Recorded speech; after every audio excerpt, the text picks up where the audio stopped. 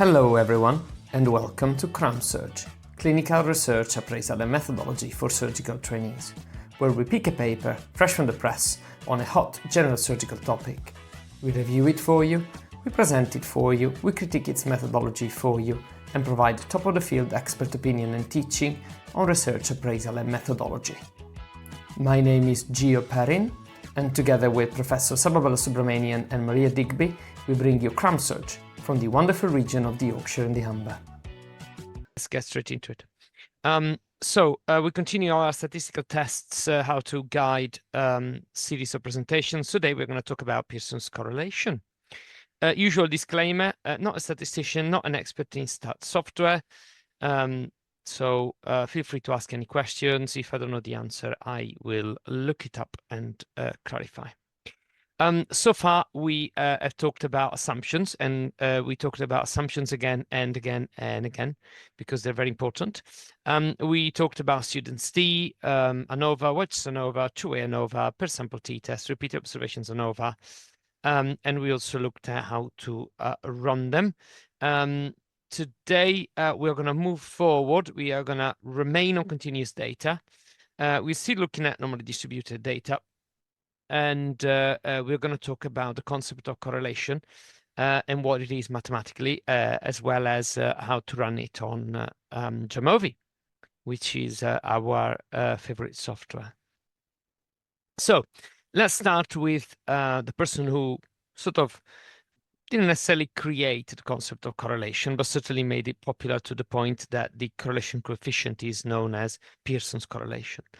Very famous statistician. He fathered Biometrica, which used to be the most important statistical journal in the world. If you remember, that's the journal where the student's t-test was published by Mr. Gossett. He was also a mentor of Sister Florence Nightingale, that you can see in the picture there to the right at UCL. His sort of main legacy was basically creating this massive observatory of data where, for example, people would come in to register their own height and weight and the height and weight of their children. And Pearson was trying to figure out a relationship between the two, and he came up with the concept of regression to the mean, for example. So very, very important person. Of note, he's reported in the vast majority of his papers as K. Pearson, but his original name was actually Carl Pearson with a C. He changed his initials from C to K in honor of Karl Marx. So let's go to correlation. What is correlation? Well, correlation is a measure of statistical relationship between two variables. And if you want to be boring and express it mathematically, which I feel we should do to an extent, is the ratio between the covariance of the two variables that you're looking at and product of their standard deviations. Now, we all know what standard deviation is because we talked about it in previous lectures. Let's briefly touch on covariance, again, without getting too boring. Covariance is a measure of how two variables change together. Or joint variability. It's basically a result of the difference between the value that you're registering and the mean of that particular distribution, and they are considered together for the two variables that you're looking at. In order to understand variance and standard deviation, I'll refer you back to chapters 13, 14, and 15 that you can find on our website, and they will give you a detailed breakdown of variables and measures of our distribution is including variance and standard deviation.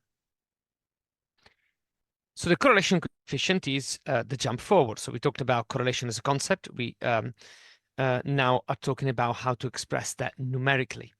And basically, if you plot the two variables together, you can find out that they can be very much positively correlated or negatively correlated or not correlated at all. And there is a whole range that goes from 1 to -1. And this is because, again, this is the result of a ratio. So basically, it can only range from 1 to -1. The strength of the correlation is then again measured on a numerical scale. Most commonly, it is also accompanied by a p-value, which will tell you how statistically significant that correlation is. Assumptions are important here as well. We still need to check for normality, and to an extent, particularly Pearson's correlation is also sensitive to scarcity, although not as much. There is also another very important variable to remember, which is independence. The two variables that you're looking at have to be independent from each other, so you can't run it, for example, on repeated measures. Now, if there is one thing that you need to remember from this lecture, is that correlation and causation are not the same thing. Now, I don't know how many of you are familiar with a satirical religion called flying spaghetti monsterism or Pastafarianism. It was described the first time in 2005 by a guy named Bobby Henderson, when the Kansas State Board of Education decided to allow for the teaching of intelligent design, which is basically a theory whereby God has created all creatures at one point, as an alternative to evolution in schools. This quite upset Bobby, so he decided to write a letter to the Board of Education highlighting how he thought his own theory on creation, which obviously relates to the flying spaghetti monster, should be taught in school. And as part of his religious rant, he described also a very key concept in flying spaghetti monsterism, which is the obvious causative relationship between the declining number of pirates in the world and the raising global average temperatures, which, as you can see in this chart, that demonstrate correlation. You know, it's very obvious. The pirates are disappearing, so the temperatures are going up. Obviously, it was taking the proverbial P. This is purely a matter of correlation, not a matter of causation. So it is very important to remember that correlation and causation are two very different things. Okay. And again, this is probably the only important thing that you need to remember from this. Now, as usual, let's go into an example. And let's go back to my lovely dissertation data set. If you remember, I collected data about papers that were advertised on the Twitter network by publishing journals. For the purposes of today's example, I collected data on retweets and likes. Are these two variables correlated with each other? Well, we'll soon find out because we're going to have a go now. So let's load our data set, which you will probably now remember from the previous lectures. We will find the correlation matrices under the level regression on Jamovi for some reason. You just click on correlation matrix. You can choose which type of correlation coefficient you want to know about. For the purposes of today's example, we'll pick Pearson. Next time, maybe we'll talk about Spearman and what it means. And let's look at retweets and let's look at likes. And as you can see, there is a correlation, which is quite strong, 0.964. This is a positive correlation. So as the retweets grow, the likes seems to grow as well.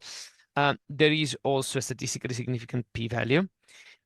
You can also ask Jamovi for a correlation matrix, and it will show you a chart with the two variables and obviously the line in the middle. You can also choose a hypothesis, so correlation or positive correlation or negative correlation if you want.